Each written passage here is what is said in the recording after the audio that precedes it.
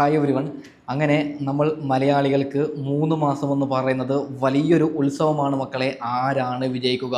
വലിയ ട്വിസ്റ്റ് ഉണ്ട്. ഒരു കാര്യം വിഷയത്തിലേക്ക് വരാം. ഷൂട്ടും കാര്യങ്ങളൊക്കെ തുടങ്ങി, അതിൻ്റെ വീഡിയോ ക്ലിപ്പും കാര്യങ്ങളൊക്കെ ഉണ്ട്. ഒരു കാര്യം പറയുകയാണ്, അതായത് ആര് വിജയിക്കും. ഇപ്പോൾ ഏകദേശം അനുമോൾ വിജയിക്കുമെന്ന് പറയുന്നുണ്ടെങ്കിലും ഒരു കാര്യം ഇടയ്ക്ക് പറയുകയാണ്, അനീഷ് വിജയിക്കാൻ ചാൻസ് ഉണ്ട്. കാരണം അതായത് അനുമോൾ വിജയിച്ചു കഴിഞ്ഞാൽ അത് PR-ൻ്റെ വോട്ട്, അങ്ങനെ മറ്റത് മറിച്ചത് അങ്ങനെ വരാൻ സാധ്യതയുണ്ട്.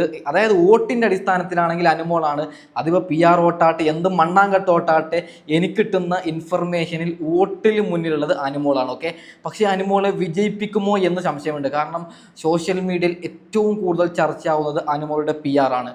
അപ്പോൾ അനുമോൾ വിജയിച്ചു കഴിഞ്ഞാൽ അത് PR-ൻ്റെ ബലത്തിൽ വിജയിച്ചു അങ്ങനെയൊക്കെ വരും. അതുകൊണ്ട് അനുമോൾക്ക് കപ്പ് കൊടുക്കുമോ എന്ന് എനിക്ക് പേഴ്സണൽ അറിയില്ല.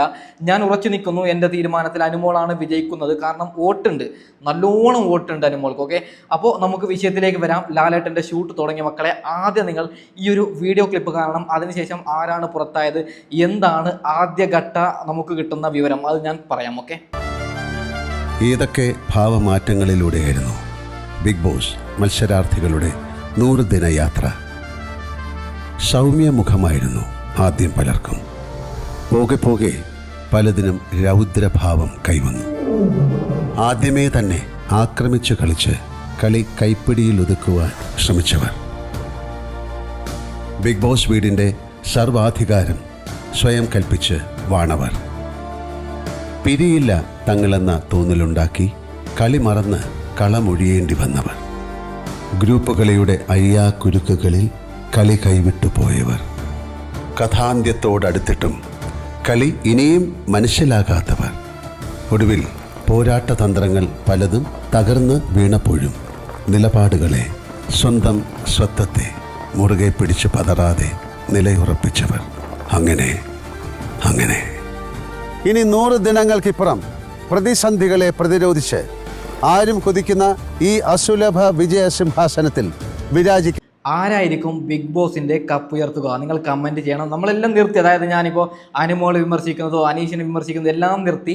ഇനി നമുക്ക് ചിരിച്ചുകൊണ്ട് വിഷയം, അതായത് ഇനി ആര് ജയിച്ചാലും നമ്മൾ ആക്സെപ്റ്റ് ചെയ്യാം. ഓക്കെ, അതായത് നിലവിൽ ട്വിസ്റ്റ് ചിലപ്പോൾ ഉണ്ടാവാൻ സാധ്യതയുണ്ട്. വോട്ടിങ്ങിൽ മുന്നിലുള്ളത് അനുമോളാണ്.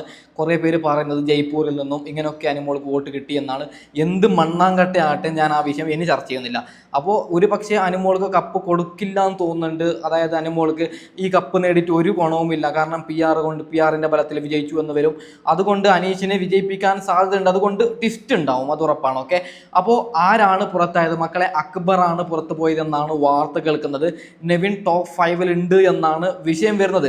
എന്താണ് അനുമോൾ വിഷയത്തിൽ സാധാരണക്കാരായ പ്രേക്ഷകർക്ക് പറയാനുള്ളത്, അത് ആ ഒരു വീഡിയോ ക്ലിപ്പ് നിങ്ങൾ ജസ്റ്റ് ഒന്ന് കാണണം. ഓക്കെ, കണ്ടാലും കുളിര് പോരുന്നു, പിന്നെ അനുവിനെ കണ്ടാലും കുളിര് പോരുന്നവർക്ക് ഞാൻ എന്തോ പേരിടാനാ. അനീഷ് എനിക്ക് തോന്നുന്നു ഡിവോഴ്സ് ആയ ഒരു വ്യക്തിയാണെന്ന് തോന്നുന്നു.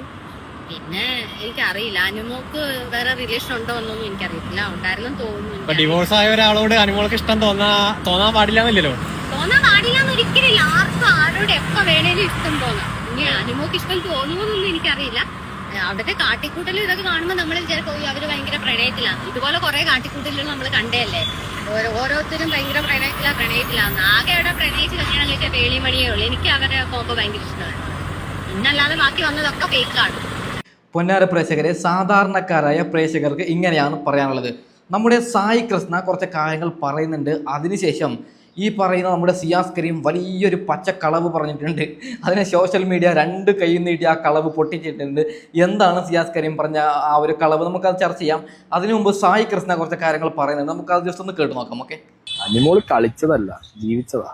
സദാചാരത്തിന്റെ എലമെന്റ് ജീവിച്ചതാ, ഉറപ്പാ. കാരണം ഒരാളെ ബോഡി ലാംഗ്വേജ് കണ്ടാൽ നമുക്കറിയാം. എനിക്കങ്ങനെ തോന്നിയത് കളിച്ചിട്ടൊന്നുമില്ല, സദാചാരം ജീവിച്ചവിടെ. ഇതിനകത്ത് ഇപ്പൊ ലേറ്റസ്റ്റ് അവര് ഇറങ്ങിയതിന് ശേഷം തിരിച്ചു കയറിയല്ലോ ആളുകളൊക്കെ. അപ്പോ RJ ബിൻസി അടക്കമുള്ള ആളുകള് അനുമോളെ ഭയങ്കരമായിട്ട് ടാർഗറ്റ് ചെയ്യുന്ന പോലത്തെ ഒരു പ്ലേ ആണ് ഇപ്പൊ കളിച്ചുകൊണ്ടിരിക്കുന്നത്. അവിടെ ടാർഗറ്റില്ല, അവരവരുടെ പേഴ്സണൽ സാധനങ്ങൾ തീർത്തു, അത്രേ ഉള്ളൂ. അതിനിപ്പോ ആർക്കും എന്താ പ്രശ്നം? അനുമോൾ അതിനകത്ത് വെച്ച് പറഞ്ഞതും ചെയ്തതും അനുമോൾ മാത്രമല്ല കേട്ടോ. ബിൻസിന്റെ കേസിൽ മീഡിയ അടക്കം, നമ്മളടക്കം, പ്രേക്ഷകരടക്കം എല്ലാവരും പറഞ്ഞുള്ള ഒരു കാര്യം, ബിൻസി നേരെ പോയിട്ട് അനുമോളം മാത്രം ഹിറ്റ് ചെയ്തത് ഒരു ചെറിയ പാളല് പാളി. പക്ഷെ അറ്റ്ലീസ്റ്റ് അതെന്നെങ്കിലും ആ കുട്ടിക്ക് കുറച്ച് മനസ്സമാനം കിട്ടുകയാണെങ്കിൽ കിട്ടിക്കോട്ടെ. നമ്മുടെ കണ്ണുബായിക്ക്, അതായത് നമ്മുടെ സായി കൃഷ്ണക്ക് പറയാനുള്ളത് ഇതാണ്. എന്താണ് വലിയൊരു പച്ചക്കളവ് നമ്മുടെ സിയാസ് കരീം പറഞ്ഞത്, അത് കേട്ടുകൊണ്ട് നമുക്ക് വൈൻഡ് അപ്പ് ചെയ്യാം. ഓക്കെ, അവൾ പറയുന്നുണ്ട് എൻ്റെ വീട്ടിലേക്ക് ബുദ്ധിമുട്ടുള്ളതുകൊണ്ട് ഞാൻ നിൽക്കണേ, എനിക്ക് പൈസ ആവശ്യമുള്ള നിൽക്കണേ. ആ ബിഗ് ബോസ് പറഞ്ഞ 6 മാസം പേർക്ക് സീരിയലൊന്നും ഇല്ലാന്നേ. സ്റ്റാർ മാജിക്ക് നിർത്തി, വരുമാനം മൊത്തം നിൽക്കുക. സ്റ്റാർ മാജിക്കിന് അത്യാവശ്യം ഒരു 10-15 രൂപ അല്ലെങ്കിൽ 10 രൂപ വരുമാനം വന്ന് നിൽക്കുക ഒരു ഷൂട്ടിന് പോകുമ്പോൾ. ആ വരുമാനമൊക്കെ നിൽക്കുകയല്ലേ. ആ ഇനാഗ്രേഷൻ പൊതുവെ ആ സമയത്ത് കുറഞ്ഞായിരുന്നു, മഴയൊക്കെ ആയിട്ട് ഇനാഗ്രേഷൻ കുറഞ്ഞു. അപ്പോൾ വരുമാനമില്ല. ഞാനപ്പോൾ എനിക്ക് ജിമ്മുണ്ട്, അനുമോൾക്ക് എന്തോ ഉള്ള ചിന്തിക്കണം. അവൾക്കൊന്നുമില്ല വരുമാനം. പിന്നെ അവളുടെ വീട് അവളെ നോക്കണേ, അങ്ങനെ ചിന്തിക്കണം നിങ്ങളെല്ലാം ഇപ്പോഴും. പിന്നെ അനുമോൾ അങ്ങനെ സേവ് ചെയ്ത് വെക്കുന്ന ആളല്ലാന്നേ, അത് ഭയങ്കര സേവിങ് വെച്ച് കൂട്ടി വെക്കുന്ന ആളെന്നല്ല. അവള് ചിലവ് ഇപ്പം നിങ്ങൾ ബുദ്ധിമുട്ട് പറഞ്ഞാൽ നിങ്ങൾക്ക് പൈസ തരും. എന്താണ് സിയാസ് കരീം പറയുന്നത്? അരി വാങ്ങാൻ പൈസ ഇല്ലെന്നാണ് സിയാസ് കരീം പറയുന്നത്. പൊന്നാര സിയാസ് കരീം ഇതാരുടെ കാറാണ്? അനുമോളുടെ കാറാണ്. ഓക്കെ, അരി വാങ്ങാൻ പൈസ ഇല്ലാത്ത ആൾ, അതാ സിയാസ് കരീം പറയുന്ന ഒരു രംഗം സത്യം പറഞ്ഞാൽ ചിരി. അതിനുശേഷം നോക്കി ഇത് അനുമോളുടെ വീടാണ്. ഓക്കെ, എന്താണ് സിയാസ് കരീമേ, വളരെ വളരെ മോശം സിയാസ് കരീമേ. അങ്ങനെയല്ല, പറയുമ്പോൾ നമുക്കൊരുപടി വിശ്വസിക്കുന്ന രീതിയിൽ പറയാമല്ലോ. ഇത് ആ കമൻറ്റ് ബോക്സ് നോക്കണം. ഞാൻ പ്ലേ ചെയ്യുന്നില്ല, കുറച്ച് കമൻറ്റ് ഞാൻ വായിക്കുന്നില്ല. കമൻറ്റ് ബോക്സ് സിയാസ് കരീമെ ചിരിച്ചു കൊണ്ട് പോക്കുന്നതാണ്. ഓക്കെ, അപ്പോൾ ആരാണ് വിജയിക്കുക എന്ന് നിങ്ങൾ പറയൂ. ഏകദേശം ടോപ്പ് 5 പിന്നെ ഞാൻ പറഞ്ഞ ലാലേട്ടൻ്റെ ഷൂട്ടിൻ്റെ കാര്യത്തെക്കുറിച്ച് ഒരു കാര്യം പറയുകയാണ്. ചിലപ്പോൾ എനിക്ക് പണിയിട്ടതായിട്ടുണ്ടാവും, ആരെങ്കിലും ഫേക്ക് ആയിട്ട് ഇൻഫർമേഷൻ തന്നിട്ട്, അങ്ങനെയും വരാൻ ചാൻസ് ഉണ്ട്. എന്തായാലും അക്ബർ പുറത്തായി എന്നാണ് കേൾക്കുന്നത്, നമുക്ക് നോക്കാം. ഓക്കെ, അടുത്തതായിട്ട് എന്തെങ്കിലും കിട്ടുകയാണെങ്കിൽ ഞാൻ ഉടനെ മറ്റൊരു വീഡിയോയുമായി ഉടൻ വരാം. ഓക്കെ, അതായത് ടോപ്പ് 5 ആരാണ്, ടോപ്പ് 4 ആരാണ്, 3 ആരാണെന്നൊക്കെ നമുക്ക് എന്തായാലും 2 ദിവസം മുമ്പേ കിട്ടുന്നുണ്ട്, അത് ഞാൻ പറഞ്ഞുതരാം. ഓക്കെ, അപ്പോൾ വൈൻഡ് അപ്പ് ചെയ്യുന്നു. Okay, by.